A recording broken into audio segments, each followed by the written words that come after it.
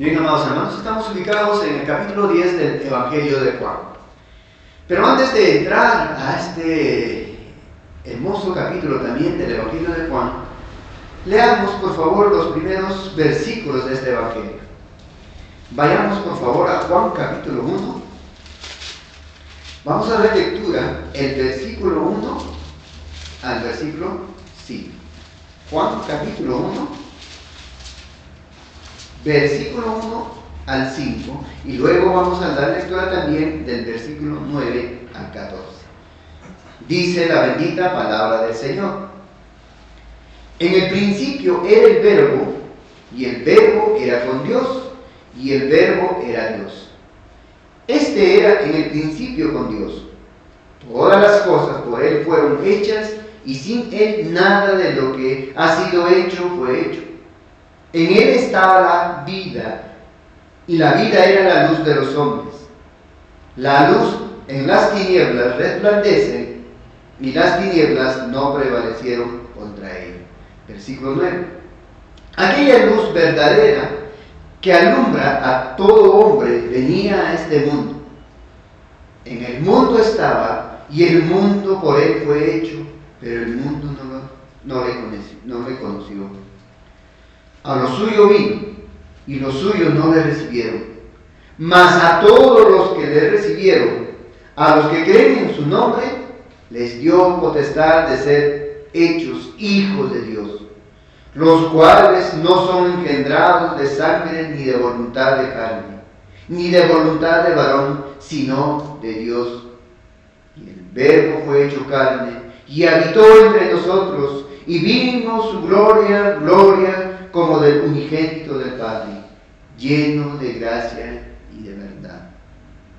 Señor, bendiga su palabra. Este es, amados hermanos, la introducción o el prólogo también, como se conoce, del Evangelio de Juan. Un prólogo único en las Escrituras, hermanos. Un prólogo, hermanos, que muestra de una manera clara y directa quién es la persona de nuestro Señor Jesucristo, que tristemente muchos rechazan, que tristemente muchos aborrecen, odian. El Señor Jesucristo, el Dios hecho hombre, Él es la luz, Él es la vida de los hombres. Y también es muy llamativo, amados hermanos, y muy diciente que el final del Evangelio de Juan, vayamos por favor al Evangelio de Juan, al capítulo 20, los versículos 30 y 31, donde nos da, o es muy llamativo, hermanos, y es muy diciente cómo el apóstol Juan da el propósito de su evangelio. En cada predicación trato de recordar este propósito para poder comprender cuál es el contexto, por qué escribió, cuál era la necesidad de escribir el apóstol Juan, claro, inspirado por Dios de esta manera.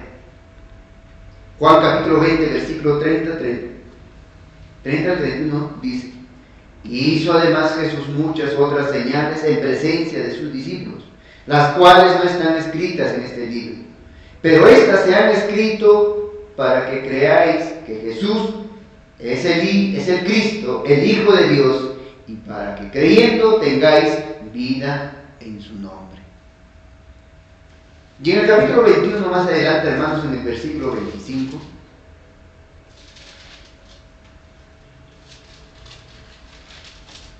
el último versículo que cierra este evangelio, hermanos, mira lo que dice: y hay también otras muchas cosas que hizo Jesús, las cuales, si se escribieran una por una, pienso que ni aún en el mundo cabrían los libros que se habrían de escribir.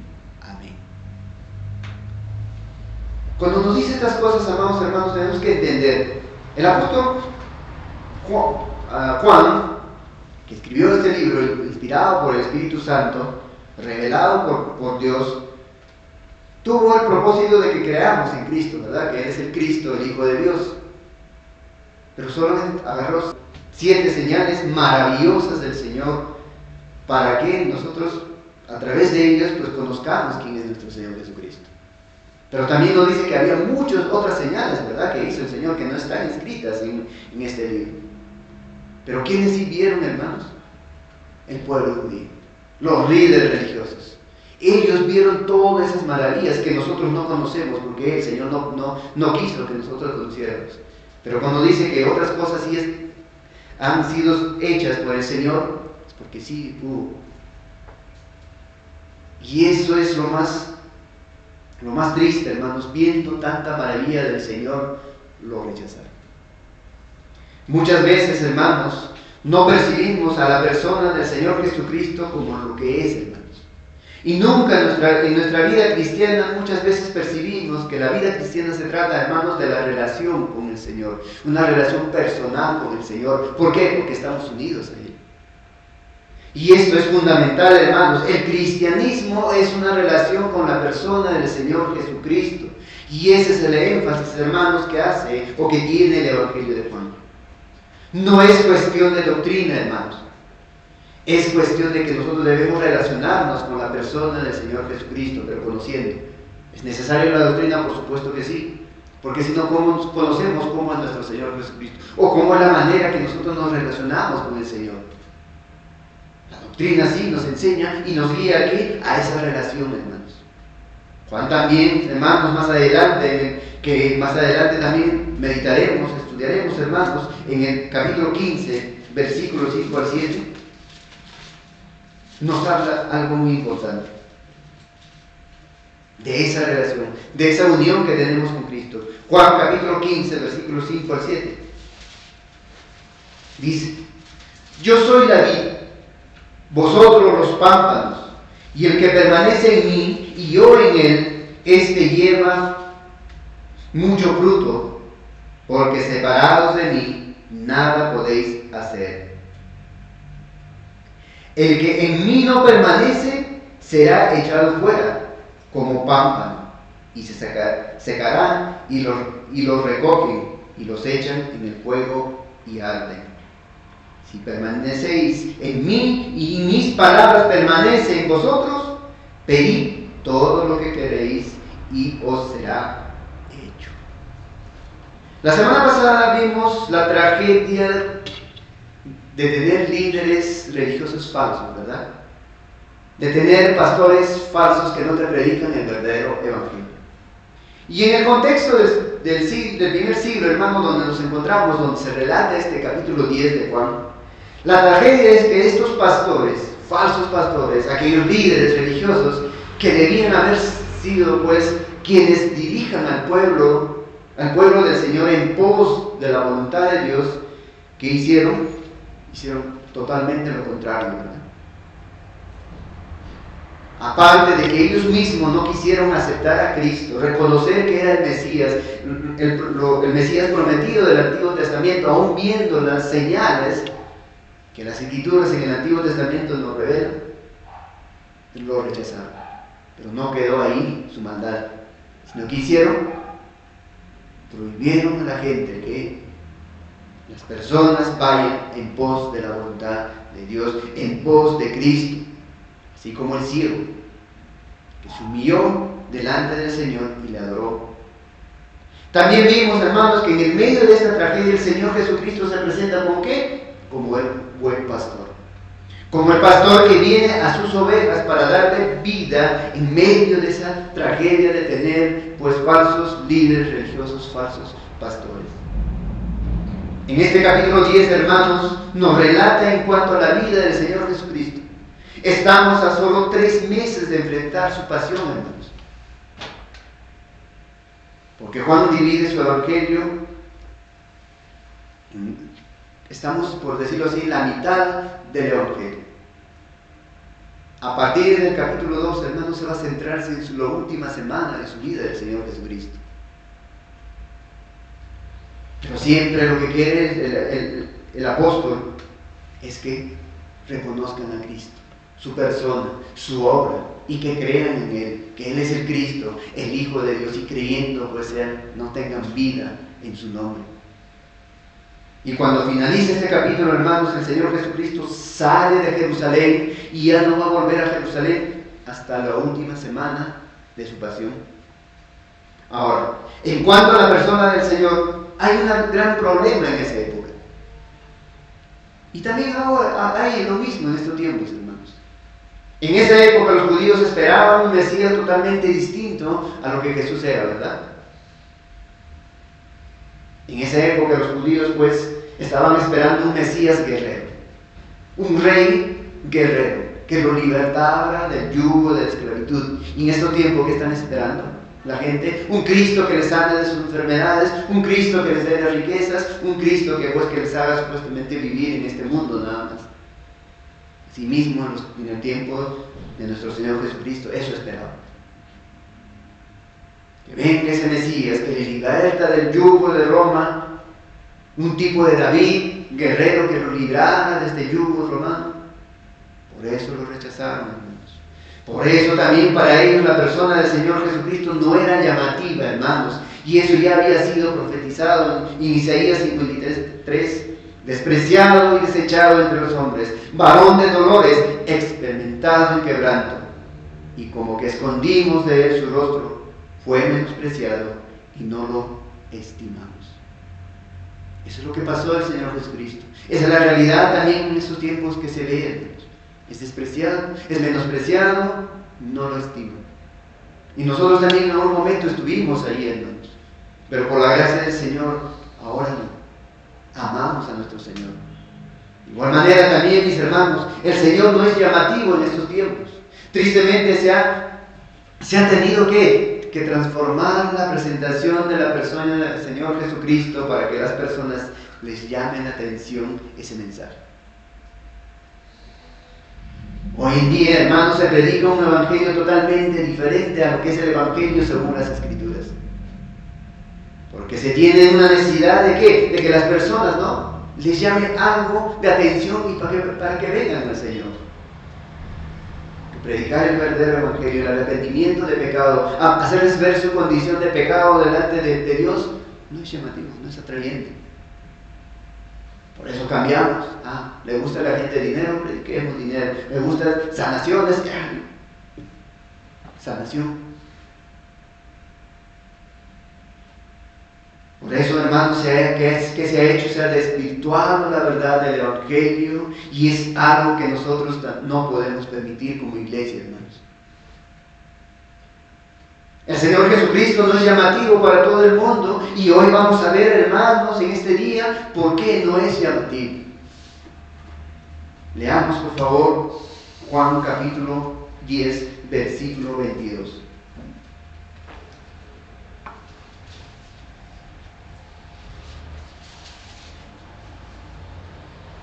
Celebrábase en Jerusalén la fiesta de la dedicación, era invierno. Ahora, a partir de este versículo, lo que hace Juan es colocarnos en otro momento dentro del ministerio del Señor Jesucristo, hermanos. El apóstol Juan habla ¿qué? De una fiesta religiosa, y lo habla para colocarnos dentro del contexto distinto a lo que estaba ya tratando, lo que había ya tratado con nuestros líderes religiosos al presentarse como el buen pastor. Ahora, hermanos, es importante que tengamos en cuenta que eso es lo que se celebraba en esta fiesta. Porque entender qué es lo que se celebraba en esta fiesta nos va a dar el contexto en cuanto a lo que el Señor Jesucristo también va a expresar. Juan 10, 22 dice: celebrábase en Jerusalén la fiesta de la dedicación, era invierno. Pero lo primero, hermanos, que tenemos que decir es que si tú vas al Antiguo Testamento y buscas dónde, en qué pasaje bíblico se ha instituido esta fiesta de la dedicación, no lo vas a encontrar, hermanos. No hay un pasaje bíblico en el cual diga que esto es de que deben realizar de esta forma. Y eso es debido a que la fiesta de la dedicación tiene un punto de partida en un momento de la historia, hermanos, en cuanto pues se conoce como el silencio de Dios. Es un periodo entre Malaquías hasta que se revela Juan el Bautista, o sea, el Nuevo Testamento a través de Mateo. Hay un tiempo, hermanos, de 400 años de silencio que se conoce. Ahora, ¿silencio en qué forma? Que Dios no envió ni profetas y no ni reveló su palabra, porque Malaquías es el último profeta del Antiguo Testamento. Hubo un silencio de 400 años. Y dentro de ese tiempo, hermanos, ocurre un evento. Ahora, ¿qué era entonces la fiesta de la dedicación? Un rey de Siria llamado Antíoco Epífanes, en el año 168 antes de Cristo, aproximadamente, hermanos, quiso ¿qué? Helenizar el mundo. Helenizar el mundo. Ahora, ¿qué significa helenizar, hermanos? Que todas las naciones que ellos dominaban, su imperio dominaba, deberían tener la misma lengua, el mismo pensamiento y también la misma religión. Esa era su intención. Conquista un lugar. Yo adoro, por decir, a Zeus, porque es lo que adoraban ellos a Zeus, entonces ese pueblo también debe adorar a Zeus. Esa era su intención. Pero se encontró con un problema, hermanos. Se encontró con un pueblo que no iba a permitir eso, el pueblo judío. Pero entonces Antíoco Epífanes, para lograr este propósito, y perversamente, claro, sabemos que es guiado por Satanás, hermanos, iba a destruir todo aquello que trataba de relacionar a los judíos con el Dios de las Escrituras. ¿Y qué hace este hombre, Antíoco Epífanes? Toma Jerusalén, entra al templo, hermanos, ¿y qué hace? Coloca la estatua de Zeus. ¿Dónde? En el lugar santísimo.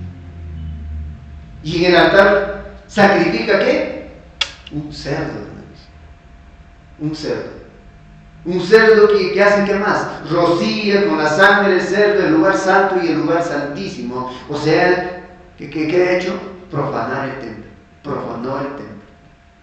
Además de eso, hermanos, no solamente hizo eso, sino que prohibió que se dé lectura a las Escrituras. Tomó el rollo, los pergaminos en los cuales estaban escritos la palabra del Señor y quisieron, lo quemaron. Prohibió también que haya circuncisión, es decir, bloqueó todo aspecto que tenía el pueblo. ¿Para qué? Para relacionarse con Dios. Los sacrificios eran ¿para qué? Para relacionarse con Dios. La circuncisión, ¿para qué? Para relacionarse con Dios, porque iban a ser parte de ese pueblo que el Señor había escogido. Pero este hombre, ¿qué hizo? Cortó todo eso. Mis hermanos, todo aquello que nosotros encontramos, esto es importante, en el Antiguo Testamento, el sistema sacrificial, las fiestas, como ya hemos visto, el tabernáculo, la Pascua, el Pentecostés, el templo, la circuncisión, todos estos hechos, hermanos, eran un simbolismo de cómo el pueblo pues podía relacionarse con Dios. A través de otras cosas no podía relacionarse con Dios. Y Antíoco Epífanes lo que hace es romper ese vínculo, tratando de obligar a hermanos, al pueblo a buscar, a mirar hacia donde él quería que se dirigiera su vista, y así fue, hermanos. Y si nosotros, aún dentro del periodo del Señor Jesucristo, si estudiamos la composición de Jerusalén, hermanos, vamos a ver que mucho de esa cultura aún se ha quedado metido en la cultura judía. Pero no completamente, gracias al Señor. Porque en ese tiempo, 3 años después, se levantan unos judíos piadosos, liderados por el sacerdote Matatías, hermanos. El sacerdote Matatías tenía varios hijos, uno de ellos, Judas, el conocido como el Macabeo. ¿Les suena el nombre Macabeo? Está en los libros apócrifos, ¿verdad? Y en ese libro apócrifo se habla de Judas, el Macabeo. Judas el Macabeo, hermanos, va a llevar una revolución contra este hombre Antíoco Epífanes. Y va a lograr la liberación de Jerusalén. Y entonces él va a entrar aquí, al templo, y va a hacer sacrificios conforme a la ley del Señor, y va a hacer una dedicación del templo. Es decir, Judas el Macabeo, hermanos, le devuelve al pueblo la forma de poder relacionarse a Dios como el Señor mandaba. Esa es la fiesta que ellos celebraban, hermanos. Por eso se llama la fiesta de la dedicación. No era mandado por el Señor, pero el Señor permitió que a través de este hombre que utilizó también en su gracia, en su providencia, para quitar a este hombre malvado que profanó el templo de Dios.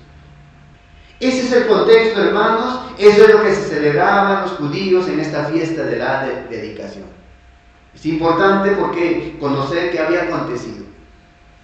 Porque en el Antiguo Testamento no hay escritura, hermanos, que va a sustentar de que se celebraba ello en esos tiempos.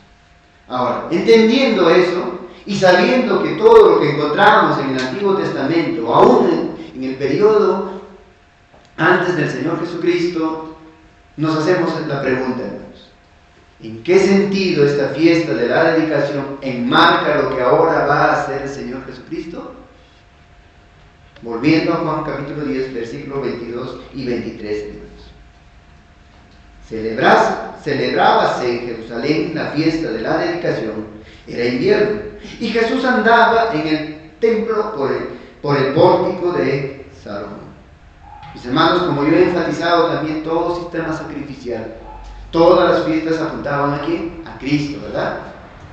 Veamos un pasaje que es muy diciente en cuanto a esto, hermanos, que encontramos en Colosenses capítulo 2, versículo 16. Colosenses capítulo 2, versículo 16.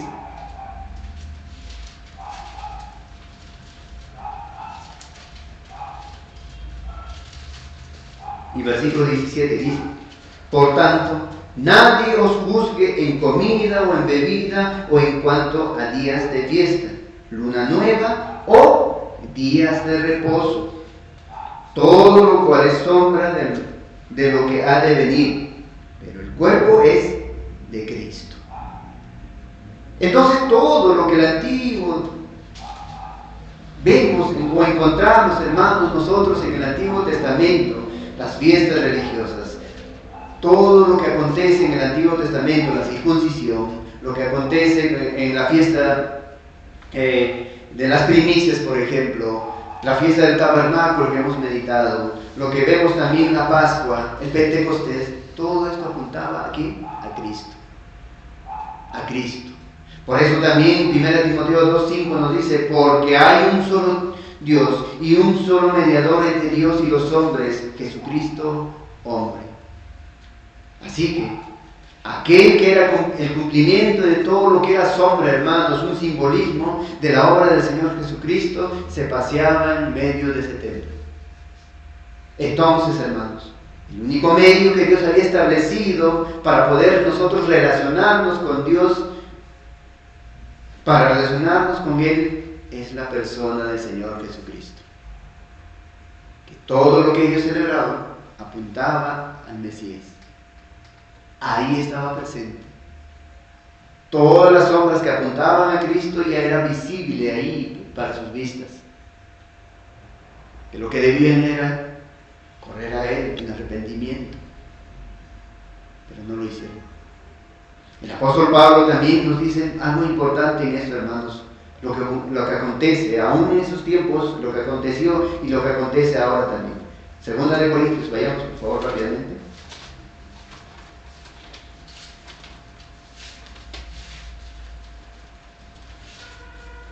Segunda de Corintios, capítulo 5,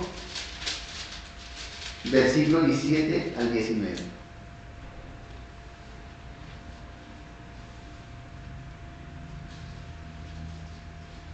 De modo que si alguno está en Cristo, nueva criatura es, las cosas viejas pasaron, he aquí todas son hechas nuevas. Y todo esto proviene de Dios, quien nos reconcilió consigo mismo por Cristo y nos dio el ministerio de la conciliación.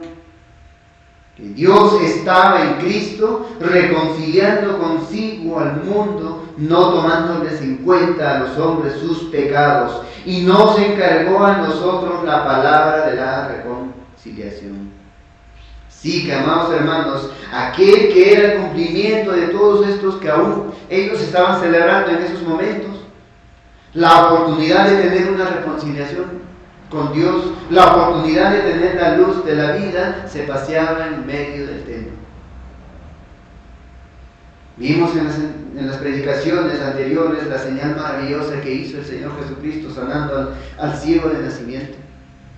Y también vimos su conversión. Pero salta una pregunta, hermanos. Salta una pregunta también. ¿Habrá de alguna manera podido entender estos líderes religiosos quién era el Señor Jesucristo? ¿Habrán entendido? A través de este relato, hermanos, no lo entendieron. Y eso es triste, como les dije. No solamente vieron, como nosotros vemos que se relatan, ¿no?, algunos señales que el Señor hizo, sino hizo mucho más, hermanos. ¿Cuánto más habrán visto las señales del Señor? Ni aún eso entendieron quién era la persona del Señor Jesucristo. Juan 10:24. Y le rodearon los judíos y le dijeron, si nos quedamos hasta ahí, hermanos, ¿qué podemos decir? Y le rodearon los judíos, ¿qué podemos pensar? Pareciera que estos hombres, pues, que estaban interesados en el Señor, ¿verdad? Y le rodearon, dicen los judíos, y le dijeron, ¿hasta cuándo nos turbarás el alma? Si tú eres el Cristo, dínoslo abiertamente. Aquí vemos algo que pareciera, hermanos, hacernos ver que los judíos estaban interesados por el Señor. Porque hacen una pregunta muy importante, ¿no? Si tú eres el Cristo, pues díganos abiertamente. Aquí entendemos algo, hermanos. Ellos no se acercan al Señor Jesucristo con el deseo de ¿qué? De aprender más de Él, de conocer más de Él.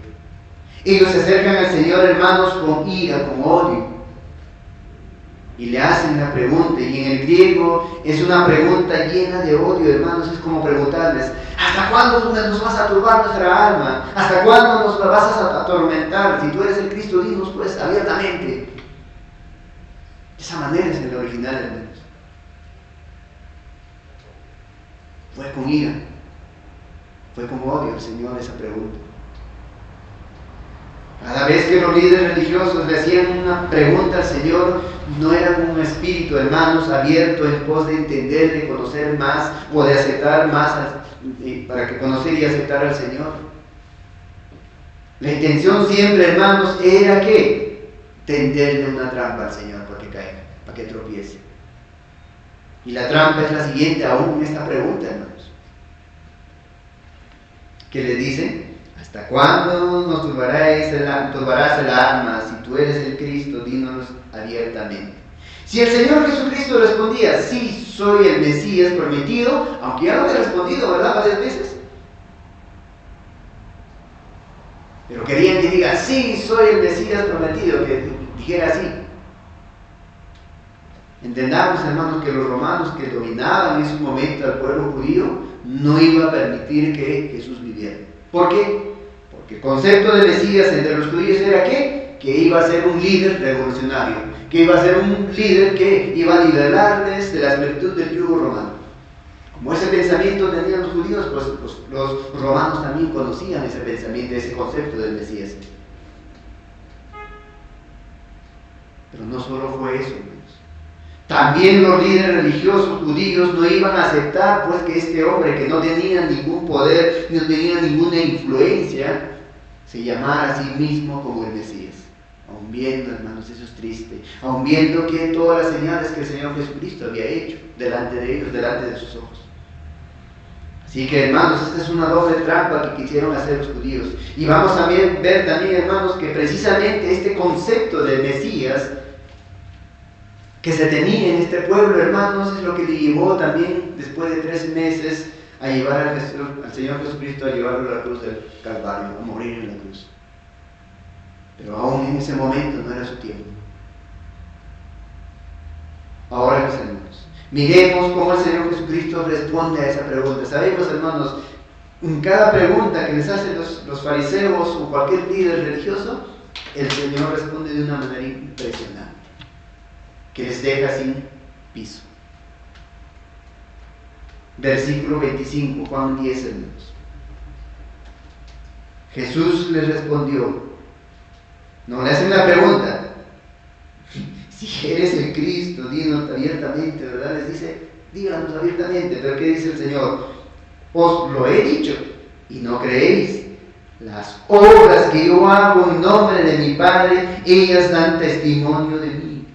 El Señor le responde en cuanto a lo que Él ya había hecho, hermanos, y había dado testimonio de sí mismo. Recordemos, hermanos, que ya hemos meditado estos versículos. Vayamos rápidamente a Juan capítulo 8, versículo 12. Ya Él ya había dado testimonio de quién era Él, hermano. Juan 8, versículo 12. Otra vez Jesús les habló diciendo: yo soy la luz del mundo. El que me sigue no andará en tinieblas, sino tendrá la luz de la vida, dice el Señor. También en el versículo 24 de Juan 8, hermanos, dice: por eso os dije que moriréis en vuestros pecados, porque si no creéis que yo soy, en vuestro pecado moriréis. Versículo 58 de Juan 8 también nos dice: Jesús le dijo: de cierto os digo, antes que Abraham fuese, yo soy. Estos no fueron, hermanos, respuestas veladas en cuanto a quién era la persona del Señor Jesucristo. El Señor Jesucristo les dijo con antelación, hermanos, quién era Él, que era el Mesías, que era el Cristo. Pero tristemente lo rechazaron. Así que el problema, hermanos, no era que el Señor no les había revelado, no les había dicho eso, sino que el problema era que ellos no querían creer en lo que el Señor había dado ya testimonio. Y no solo había dado testimonio en cuanto a quién era Él, hermanos, sino que las obras que Él hacía daban testimonio de lo que Él decía. Por eso Juan 10:25, hermanos. Juan 10:25 dice: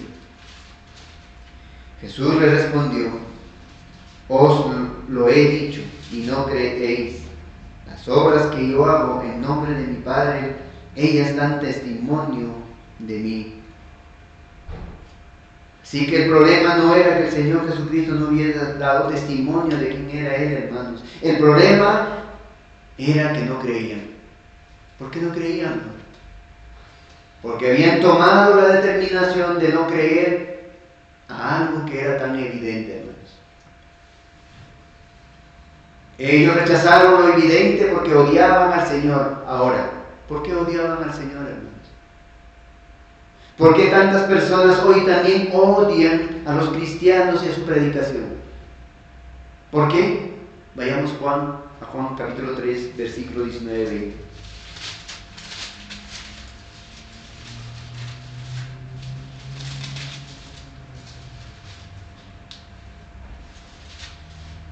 Juan 3, 19-20.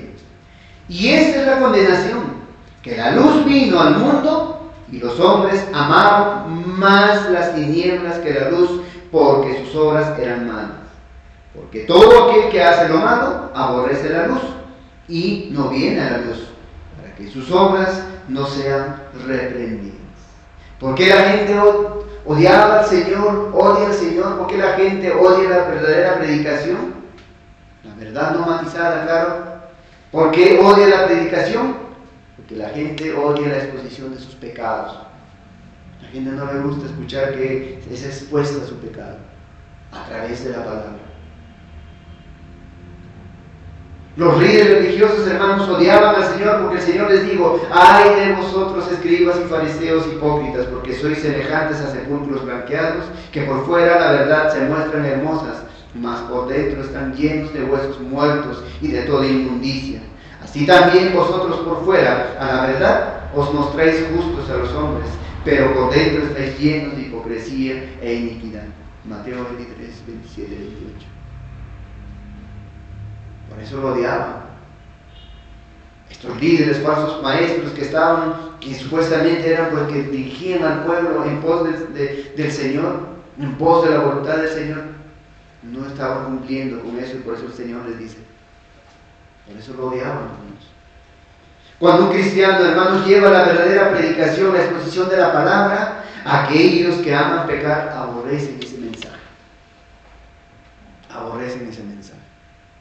Aquellos que aman pecar les gusta ese mensaje de que, por ejemplo, Jesús es amor. Les gusta ese concepto. Dios me entiende. Eso es fácil de aceptar, ¿verdad? les gusta ese concepto. Dios está interesado en que tú seas feliz. Pero cuando les presentas el verdadero evangelio que dice que estás destituido de la gloria de Dios, que eres hijo de ira, tú estás muerto, eres ciego, que estás en camino a la condenación, eres esclavo de tu pecado, ¿qué hacen las personas? Rechazan, aborrecen ese mensaje. No quieren oír ese mensaje. Juan 17:14. Juan 17:14. Es claro, hermanos, esta oración sumo sacerdotal de nuestro Señor Jesucristo cuando te eleva al Padre. Juan 17:14. Yo les he dado tu palabra. ¿Qué pasó? Y el mundo los aborreció, porque no son del mundo, como tampoco yo soy del mundo. El papel del cristiano, hermanos, es llevar la verdad del evangelio. No matizar el evangelio. No acomodarlo, ¿para qué? Para que sea agradable a toda persona. Ahora, hermanos, quiero que miremos lo que el apóstol Pablo también va a decir que sucede cuando el cristiano lleva la verdad del evangelio. Vayamos, por favor, a 2 de Corintios. 2 de Corintios, capítulo 2. Versículo 14 al 17.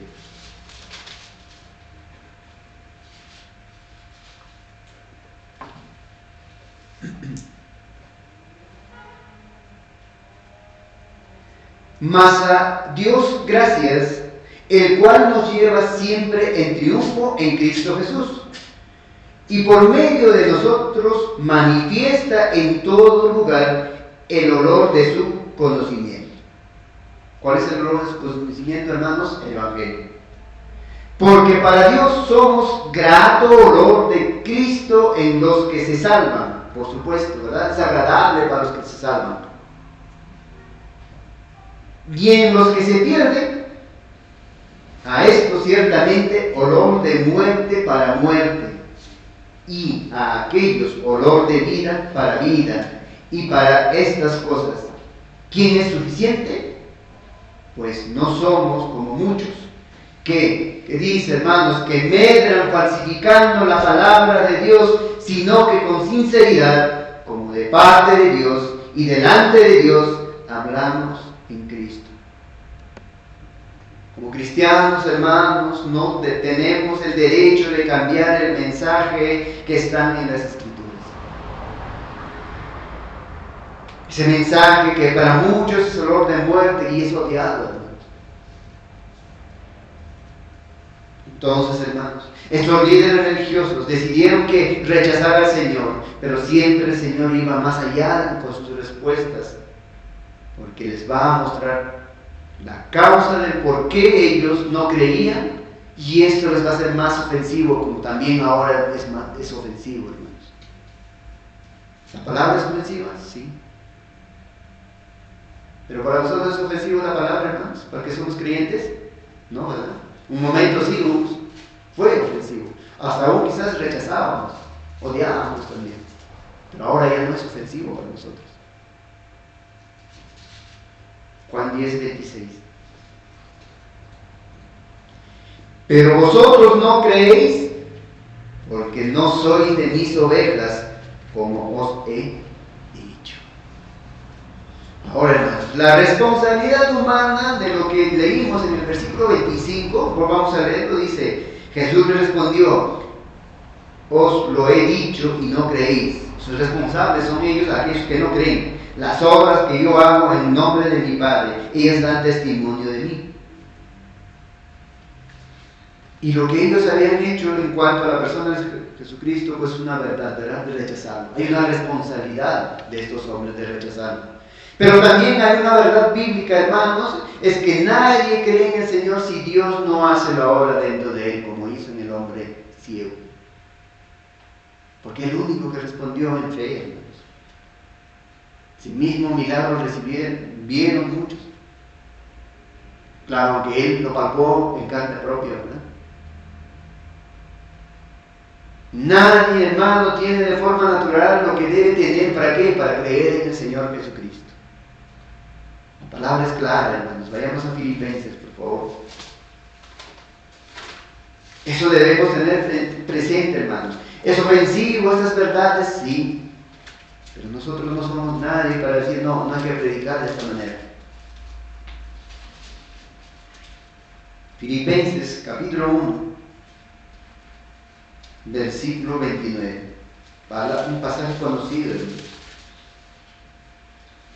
Porque a vosotros es concedido a causa de Cristo, no solo que creáis en Él, sino también que padezcáis por Él. Creer en el Señor Jesucristo, hermanos, es una concesión, es un don dado por Dios.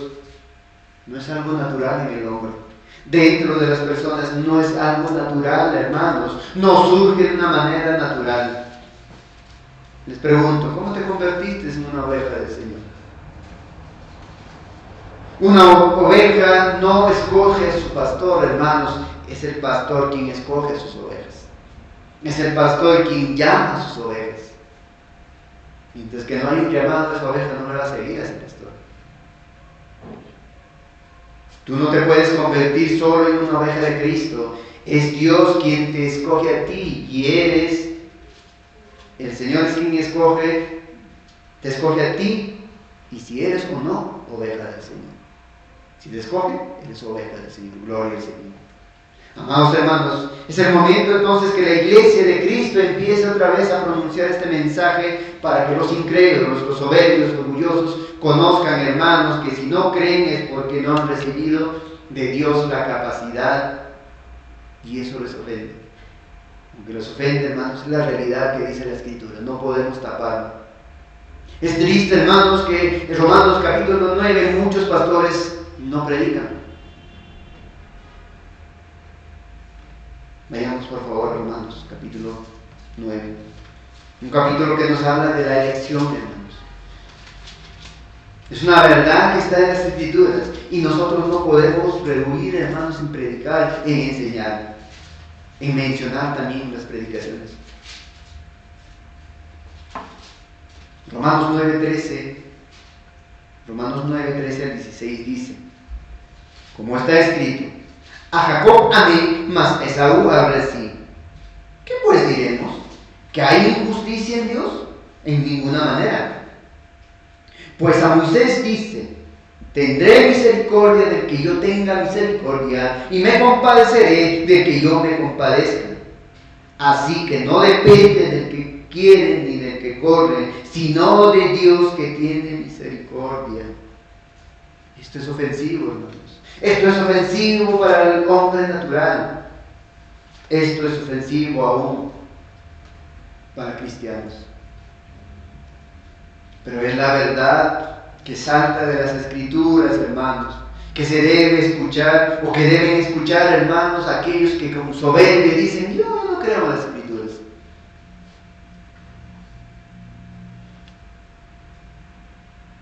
Desde la perspectiva humana, estos judíos hostiles habían rechazado al Señor Jesucristo porque lo odiaban. No podemos quedarnos ahí, hermanos.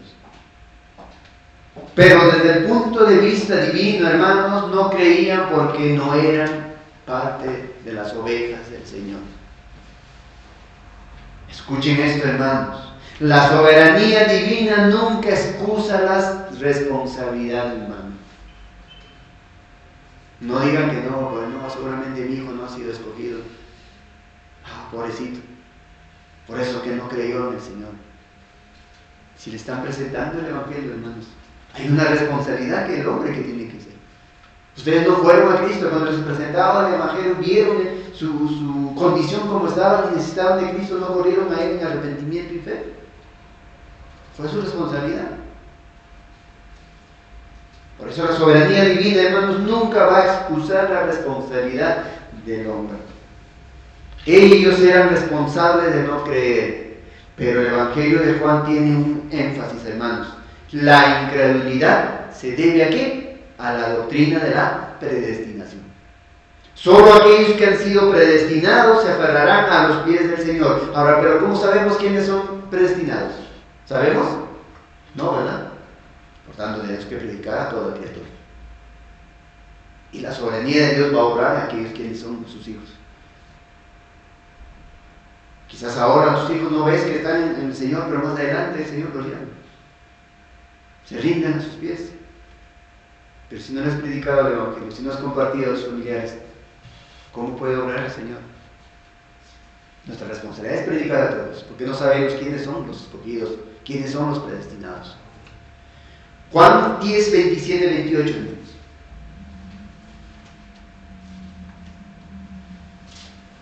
Y dice, hermanos, mis ovejas oyen mi voz y yo las conozco y me siguen. Y yo les doy vida eterna y no perecerá jamás ni nadie las arrebatará de mi mano. ¿Saben por qué, hermanos? ¿Sabes por qué las ovejas del Señor siguen al Señor? Si me responden, hermanos, de que conocen, porque conocen la voz, la respuesta no queda ahí, hermanos. Es cierto, sí, porque conocemos la voz, porque somos sus ovejas y conocemos la voz de nuestro pastor. Las ovejas del Señor siguen al Señor porque Él las ha amado, hermanos. Y eso es el énfasis que tiene esta primera expresión. Mis ovejas oyen mi voz y yo las conozco. Esa es una expresión fuerte que tiene aquí esta palabra del Señor, hermanos.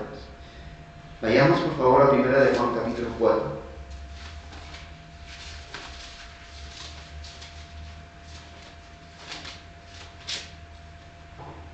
Capítulo 4, versículo 10. En esto consiste el amor, no en que nosotros hayamos amado a Dios, sino que Él nos amó a nosotros. ¿Y cómo demostró ese amor, hermanos? Y envió a su Hijo en propiciación por nuestros pecados. Y versículo 19, ¿qué dice? Nosotros le amamos a Él. ¿Qué dice, hermanos? No escucho, hermanos. ¿Qué dice? ¿Por qué le amamos a Él, hermanos? Porque Él nos amó primero. Si el Señor soberano, el pastor de las ovejas, no hace una obra en una persona, esa persona no vendrá tras Él. Es una realidad que dice la Escritura, que grita la Escritura, sí. Pero ¿sabes por qué podemos confiar en el Señor? Porque Él nos ha amado, hermanos. Nos ha amado.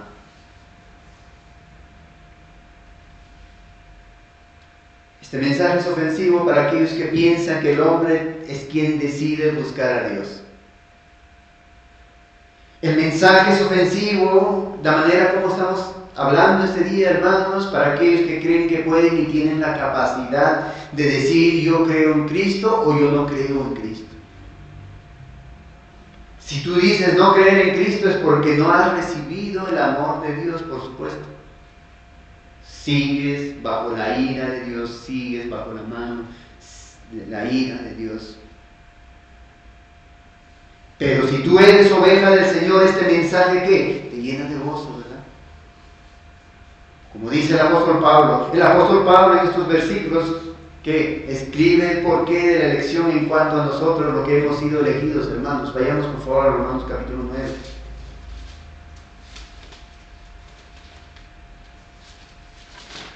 Versículo 21 al 24. Soberanía de Dios, hermanos. ¿Creemos que Dios es soberano? Y si creemos que Dios es soberano, hermanos, entonces debemos creer estas palabras que dice: ¿o no tiene potestad el alfarero sobre el barro para hacer de la misma masa un vaso para honra y otra para deshonra? ¿Y qué? Si Dios, queriendo mostrar su ira y hacer notorio su poder, soportó con mucha paciencia los vasos de ira preparados para condenación, y para hacer notorias las riquezas de su gloria, oh hermanos, queremos la palabra, y para hacer notorias las riquezas de su gloria, las mostró con los vasos de misericordia que Él preparó de antemano para gloria, los cuales también ha llamado, esto es, a nosotros, no solo a los judíos, sino también a los gentiles. Dios bendiga esta palabra, hermanos. Este mensaje es ofensivo, hermanos. Muchos no quieren abrazar este mensaje, aún cristianos. La doctrina cristiana debe exponer al mundo, allá afuera, hermanos, como dice la palabra, todo el consejo de Dios. Pero el mundo, hermanos, tristemente, muchos cristianos predican a un Dios como si fuera un Dios que es un viejito bonachón que grita, crean en mí, llorando con lágrimas. Ese no es el Dios de las Escrituras, hermanos. Porque creen así que es un Dios que es un viejito que está rogando por favorcito, creen en mí, pues lo toman como a poco a Dios. Es triste porque la gente dice, no creo en ti, y le dan la espalda. Ese no es el Dios de las Escrituras, hermanos. El Dios de las Escrituras es soberano, que ha escogido quiénes son de Él y quiénes no. Ese es el Dios de las Escrituras. ¿Es difícil de aceptar? Sí. Por fe creemos que es así, hermanos. ¿No lo podemos entender? Sí. Porque nuestra mente es finita y Dios es infinito. Ahora, hermanos, cuando el Señor les dice en Juan 10, 27, 28, mis ovejas oyen mi voz y yo las conozco y me siguen, y yo les doy vida eterna y no perecerán jamás, ni nadie las arrebatará de mi mano. Dice, y me siguen, ¿verdad? Esa expresión, hermanos, del Señor está en tiempo presente. No le dice, me seguirán, o me siguieron, ¿verdad? Sino dice, me siguen, tiempo presente. Es una acción continua, hermanos. ¿Y saben por qué es una acción continua? Ya hemos visto que la prueba de que una persona, un creyente, hermano, es que permanece hasta el fin, ¿verdad? Para probar si un creyente es verdadero, pues va a permanecer hasta el final, independientemente de lo que acontezca en su vida. Por eso el Señor Jesucristo habla en tiempo presente, hermanos. ¿Sabes por qué habla en tiempo presente? Porque nadie las arrebatará de su mano. Es decir, hermanos, no depende del hombre. No depende de nosotros, hermanos. Y gloria a Dios por eso. Si dependiera de nosotros, ahorita estaremos bajo la ira de Dios. No depende del hombre, no depende de la oveja, no depende del cristiano seguir al Señor. Si fuera de nosotros pereceríamos, hermanos, moriríamos. Tengan por seguro. El Señor puede afirmar en tiempo presente de que me siguen, porque no depende de las ovejas, sino dice depende del buen pastor, y nadie las arrebatará de mi mano. ¿Entendemos eso? Es una palabra simple, hermanos. Agarras un niño que es más débil, ¿verdad? Que no tiene mucha fuerza. Tú lo agarras con mucha fuerza, o te aseguras quizás con muchas cosas para que no lo sueltas. ¿Quién te va a arrebatar de tu mano? Alguien más poderoso puede ser, quizás. Pero ¿quién es Dios, hermanos? ¿No es el Todopoderoso? ¿Cristo no es el Todopoderoso también? Mira lo que expresa Asaf, hermanos. Vayamos por favor al Salmo 73. Y sería bueno que en un momento lean, hermanos, Salmo 73. Y miren cómo expresa Asaf. Vive una situación compleja en su vida. A causa a veces por querer vivir conforme a nuestra vista. Mira lo que dice el versículo 2 y 3. En cuanto a mí, casi se deslizaron mis pies, por poco resbalaron mis pasos. Porque tuve envidia de los arrogantes, viendo la prosperidad de los impíos. Pasó en un conflicto espiritual este hombre, vivió, hermanos, terrible situación este hombre, pero no deslizaron sus pies. Y ahora que dice el versículo 22, 23 del mismo Salmo, hermanos. 22. Tan torpe era yo, somos torpes, hermanos, tan torpe era yo que no entendía. Era como una bestia delante de ti. Con todo, yo siempre estuve contigo. Me tomaste de la mano derecha. Torpes somos, hermanos. Asaf, hermanos, no cayó porque Dios era quien le sostenía. Y él pudo entender esto después de pasar ese conflicto espiritual. Mis hermanos, el cristiano nunca va a caer de la gracia porque no depende del cristiano, depende del buen pastor. El buen pastor deja las 99 ovejas y va a buscar a una que se descarrió, ¿verdad? Y la regresa a su redil. Nunca perecerá esa oveja. Y es terrible, hermano, es una herejía en el más alto grado aquellos que enseñan que se puede caer de la gracia de Dios. Y es muy terrible, hermanos. ¿Saben por qué? Porque ofenden al buen pastor. Aquellos que enseñan que alguien puede caer o perder su salvación ofenden al buen pastor. Le dicen: tú, que eres mi buen pastor, no cumpliste su labor. ¿Cuál es la labor del buen pastor, hermanos? Juan 6:39.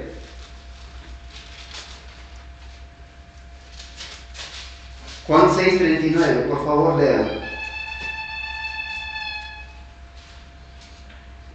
Lean, hermanos, por favor. Esta es la voluntad del Padre, el que me dio, que de todo lo que me diere no pierda yo nada, sino que lo resucite en el día postrero. Gloria al Señor, hermanos. Pero aquellos que enseñan que la salvación se pierde, hermanos, están diciendo al Señor: no cumpliste con tu misión, no eres capaz de cumplir tu misión. Yo me perdí. Podría responder alguien, ¿verdad? Cuando está siendo juzgado. Y eso es una herejía, hermanos. Es una herejía. Mis hermanos, para dar mayor énfasis de la seguridad que tenemos por ser ovejas del Señor, que caminamos siempre a su costado, Juan capítulo 10, versículo 29. Leamos desde el 27, por favor, para entender. Mis ovejas oyen mi voz. ¿Quién está hablando? Cristo, ¿verdad? La segunda persona de la Trinidad. Yo las conozco y me siguen. Y yo les doy vida eterna, y no perecerán jamás, ni nadie las arrebatará de mi mano. Mi Padre que me las dio es mayor que todos, y nadie las puede arrebatar de la mano de mi Padre. El que dice que se pierde la salvación le está diciendo: pues Dios, tú no eres todopoderoso, yo me escapé de tus manos, caí de la gracia. Y eso es bíblico, hermanos. Cuando uno escucha, siente el dolor en el corazón, que cree que el hombre tiene el poder y las fuerzas para sostenerse en el camino del Señor, y solo depende del hombre. Si decimos eso, estamos diciendo al Señor: tú no eres poderoso, eres como nosotros, débil, que no has podido sostenernos a nosotros. Terrible. ¿Saben por qué las ovejas del Señor no pueden perder su salvación? Porque es un propósito divino, hermanos. Ahora, si alguien se sale del seno de la iglesia, muestra que nunca fue una oveja, eso sí. Nunca tuvo salvación, o sea, no pudo perder algo que no tenía.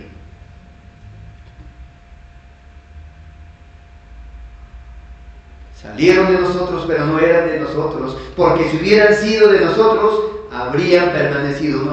Uno de los para manera de saber que es un verdadero creyente, va a permanecer hasta el fin. Pero ¿qué dice? Habrían permanecido con nosotros, pero salieron para que se manifestase que no todos son de nosotros. Primera de Juan 2:19. La salvación, amados hermanos, es un propósito divino, es un propósito que se decretó en la eternidad antes de que nosotros existiéramos. Pero quiere recordar que todo fue en la eternidad pasada. Vayan siempre a Efesios, hermanos. Vayamos, por favor. Y quiero que lean estos versículos, hermanos, estos 3 versículos. Efesios, capítulo 1, versículos 3 al 5. Efesios, capítulo 1, versículo 3 al 5. Lean, por favor, hermanos. Bendito sea Dios y Padre de nuestro Señor Jesucristo, que nos bendijo con toda bendición espiritual en los lugares celestiales en Cristo, según nos escogió en Él antes de la fundación del mundo, para que fuésemos santos y sin mancha delante de Él. En amor habiéndonos predestinado para ser adoptados hijos suyos por medio de Jesucristo, según el puro afecto de su voluntad. Amén, gloria al Señor, hermanos. Bendito sea el Dios y Padre de nuestro Señor Jesucristo, que nos bendijo, dice, en toda bendición espiritual. ¿Dónde? Los lugares celestiales. ¿En quién? En nosotros mismos, no, en Cristo, ¿verdad? Según nos escogió en Él. ¿En quién? En Cristo, antes de la fundación del mundo, para que fuésemos santos sin manchas delante de Él. ¿Por nuestros méritos? No, méritos de Cristo. En amor habiéndonos predestinado para ser adoptados hijos suyos, ¿por medio de quién? De Jesucristo, según el puro afecto de ¿qué? De la voluntad del hombre, porque yo decido buscar a Cristo, porque yo decido aceptar a Cristo, no, por la voluntad, por su afecto de su voluntad. Nada condicionó, hermanos, a Dios para que nos escogiera, solo fue su propio deseo, su voluntad, porque no hay nada en nosotros, nada especial, hermanos. Por favor, vayamos, Romanos 8:29.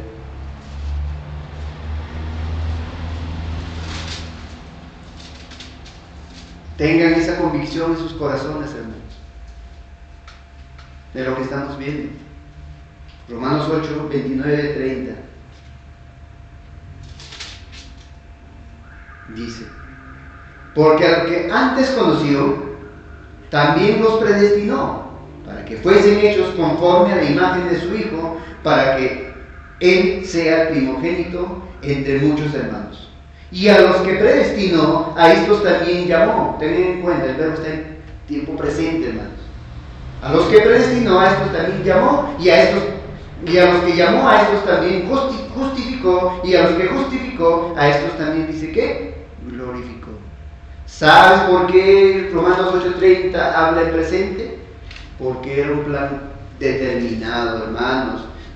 A los que predestinó va a glorificar. Ninguno se va a perder. Si predestinó a 100, los 100 serán glorificados. Van a ser llamados, van a ser justificados, van a ser glorificados. No hay ni uno que pueda ser arrebatado de ese propósito, porque Dios es soberano, hermanos.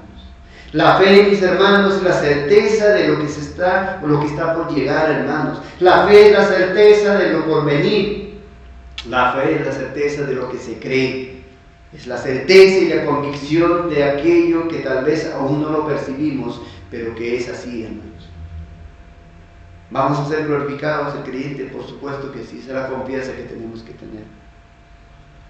El Señor puede hablar como que nosotros ya estamos glorificados, hermanos, pero nosotros todavía no vemos, ¿no? Lo vemos como algo futuro, ¿verdad? No estamos glorificados. Seguimos viviendo aquí en esta tierra. Nuestra alma ha sido restaurada, sí, pero nuestro cuerpo aún no. Pero el Señor habla como ya acontecido, ¿verdad? ¿Pero por qué habla de esa manera, hermanos?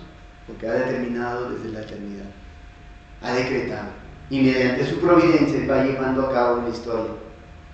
Mis hermanos, el Señor Jesucristo es nuestro Dios, es aquel que hace su voluntad. Todos los habitantes de la tierra son considerados como nada, y Él hace según su voluntad en el ejército del cielo y en los habitantes de la tierra, y no hay quien detenga su mano y le diga, ¿qué haces? Daniel 4:35. Juan 10:29. Mi Padre que me las dio es mayor que todos y nadie las puede arrebatar de la mano de mi Padre. Muchos traductores, hermanos, muchos traductores de la Escritura dicen que este pasaje debería traducirse así: lo que el Padre le ha dado al Hijo es precioso para Él. Lo que el Padre le ha dado al Hijo es precioso para Él. Y un Dios soberano no va a perder pero lo más precioso que le pertenece, ¿verdad? Ahora estos falsos líderes religiosos que habían venido a tentarle, poniéndoles esta trampa con esta pregunta, les va a dar una respuesta aún mayor, hermanos. Juan 10:30. ¿Qué les dice? Yo y el Padre uno somos. Ahora, no sé si ven, hermanos, esta constitución gramatical. ¿Qué se coloca primero? El Señor Jesucristo, ¿verdad? Y eso en el pensamiento judío, hermanos, era una gran ofensa, por no decirlo una blasfemia. Yo y el Padre no somos. ¿Quién se puede atrever a colocar al mismo nivel del Padre, sino Cristo, que es el mismo? La misma sustancia. Porque es Dios Cristo. Solo uno es igual al Padre. ¿Quién? Jesucristo, hermanos. Ahora, el uno que está ahí neutro, hermanos, o sea, no está enfatizando a la persona. Porque lo que está enfatizando el Señor no es que Él y el Padre sean una sola persona, ojo. Por eso que está en neutro. El Señor está enfatizando que son de una misma esencia, de una misma naturaleza. Así que esta declaración, yo y el Padre uno somos, va más allá de lo que estos falsos maestros judíos querían sacarle al Señor. Esa declaración va más allá, hermanos. Muchos dicen, Jesús estaba, en este pasaje bíblico, no, es que lo que está acá hablando es que Jesús estaba acorde a la voluntad del Padre. Por supuesto que sí, pero no está hablando de eso, hermanos. El Señor vino a hacer la voluntad del Padre, ¿verdad? No vino a hacer su voluntad. Cristo vino a hacer su voluntad del Padre, no su voluntad. Pero aquí lo que está hablando es esa relación que tenía con el Padre. ¿Quiénes son los que creen que así, que Jesús estaba acorde a la voluntad del Padre? Por ejemplo, los antitrinitarios. ¿Quiénes? Los testigos de Jehová y otros muchos. Y mira lo que dice el 31. Porque entendieron los judíos, entendieron estos líderes religiosos que estaban oyendo en ese momento esa declaración del Señor. Porque si no, no hubieran reaccionado como reaccionaron. Juan 10, 31. Entonces los judíos volvieron a tomar piedra para apedrearles. Ellos entendieron muy bien, hermano, lo que el Señor estaba diciendo, y lo vamos a ver en la próxima semana, si el Señor lo permite. Ser oveja del Señor es ser oveja de Dios, hermanos. Porque el Padre, porque Él, el Señor y el Padre uno es. Y quiero terminar con esto, mis hermanos. Los cristianos hemos caído en un error. Hemos bajado el tono de la exposición de la verdad de las Escrituras. Tal vez con la intención de que las personas no se sientan tan ofendidas, quizás.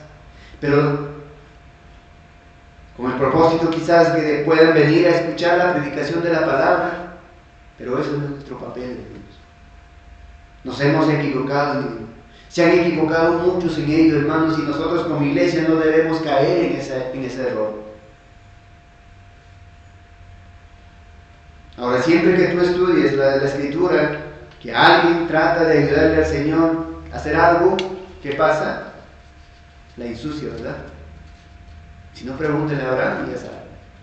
¿Qué quisieron hacer? Ayudar al Señor, ¿verdad? Nosotros tenemos un mensaje claro de dar, hermanos, y es ofensivo. Sí, claro. El Señor dijo, Juan 15, 18, 19, si el mundo os aborrece, sabed que a mí me ha aborrecido antes que a vosotros. Si fuereis del mundo, el mundo amaría lo suyo, pero porque no sois del mundo, antes yo os escogí del mundo, por eso el mundo os aborrece. Si a mí me odiaron, dice el Señor, a ustedes también los van a odiar. Si a mí me aborrecieron, si a mí me rechazaron, el Señor nos dice, a ustedes también los van a rechazar. Nunca nos ha dicho algo distinto, hermanos. Nosotros no tenemos el derecho de cambiar la verdad bíblica, hermanos, porque no depende de nosotros, no depende de Dios, porque es palabra de Dios, no es nuestra palabra. No es la palabra del pastor, no es la palabra de ningún hermano, es la palabra del Señor. Así que mis hermanos, entonces lo que podemos sacar como aplicación para nuestra vida, primero es que hay un gozo, ¿verdad?, escuchar estas verdades de las Escrituras. Si nos gozamos con esta, no es ofensivo para nosotros, es porque somos las ovejas del Señor.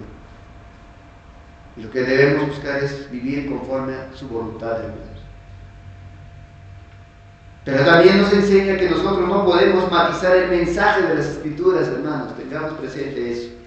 Es claro que es ofensivo, por supuesto. Pero tiene un propósito de ser ofensivo, hermanos. Tiene el propósito porque los que oyen van a ver verdaderamente cuál es su condición delante de Dios. Porque si les digo, ven a Cristo que vas a vivir feliz, ven a Cristo que vas a ser rico, ven a Cristo que vas a ser sanado. ¿Y dónde está el Evangelio? ¿Dónde está hacerle ver su condición?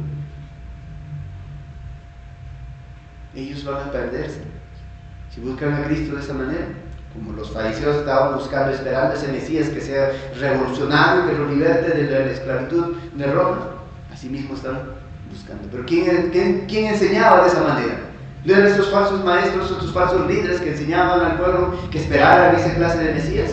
Y es lo mismo también en esos tiempos, estos falsos pastores que se están predicando el Evangelio de esa manera, hermanos. Tengamos cuidado nosotros como creyentes, hermanos. El Señor nos ayude a estar firme en predicar todo el consejo de Dios, hermanos.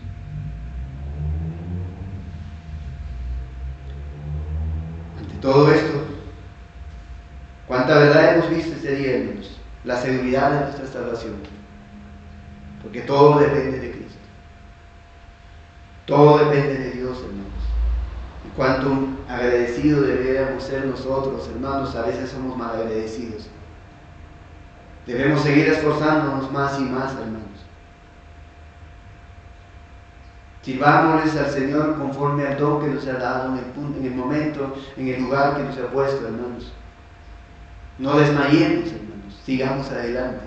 Perseveremos en los caminos del Señor. Es necesario que prediquemos el Evangelio porque nosotros no sabemos quiénes son los escogidos de Dios. Solo es Dios en su sola potestad. Él sabe quién es el escogido de Dios, quién ha sido predestinado desde la fundación del mundo en Cristo. Nuestra responsabilidad es predicar el Evangelio. Prediquemos el Evangelio, hermanos. Pero no un Evangelio matizado, diciendo ven a Cristo que todo se va a solucionar. Que tú no sabes, porque tú no tienes el control de la vida de nadie. ¿Quién sabe si que su vida no va a solucionarse? Pero su alma sí se salvará. Nadie sabe que alguna persona que está enfermo va a ser sanada, pero su alma se salvará. Y eso es lo primordial, hermanos. Gloria al Señor por esto, hermanos. El Señor les bendiga, hermanos. Vamos a orar.